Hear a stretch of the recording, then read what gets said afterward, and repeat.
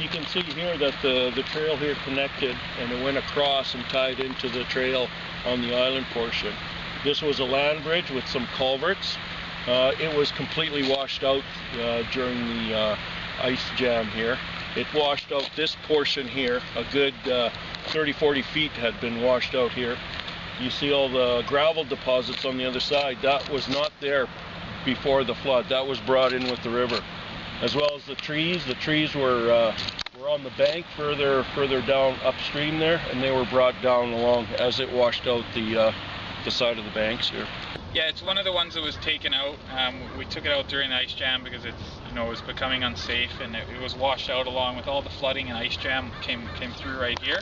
And then you can see right here where the bridge used to be. And what it did is it connected the Heritage River Trail over onto the island, and then people could continue through the trail network and come out on another bridge that was also washed out, and then they could continue down to the Cameron Street Bridge. So that basically provided a nice linkage where you could start all the way at Fort George Park.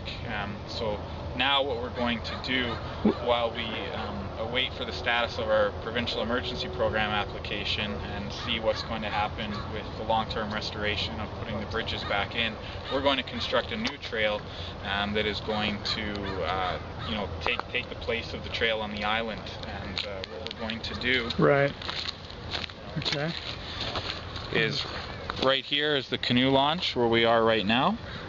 And basically we're going to connect these two red lines with a new trail, and we're going to have a trail that's going to come up along here and over a small part of the channel and then connect into there, so that we can provide park users with a continuous trail system all the way from Fort George Park through to the Cameron Street Bridge. And then in the long term, that's going to provide Cottonwood Island Park users with further options, because once we open up the island again and get the restoration plan in place, park users will have two options. They can continue over to the island, or they can just continue through the existing trail network, and it'll all link together. Okay, so to ask probably the big question right now, and you've alluded to it already, why not put in this bridge right now?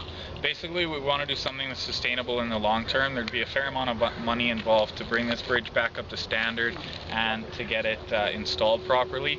And we want to make sure that we do something that's sustainable in the long term, that's going to be viable for the park as we continue into the future. It doesn't make a lot of sense for us to put a band-aid solution that might not be the safest measure right now.